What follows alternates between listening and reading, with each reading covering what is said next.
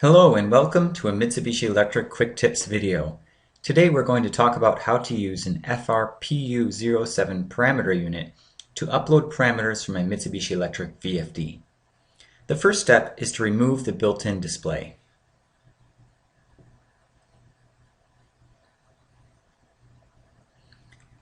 Next, insert the FR PU07 parameter unit.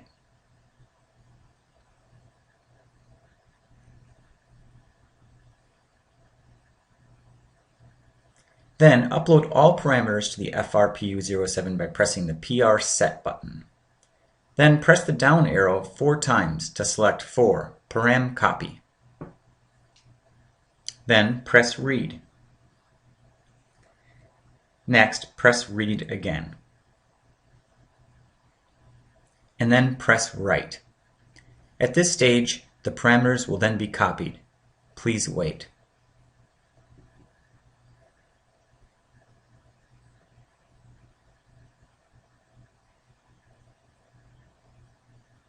Once reading is completed, the display will say so.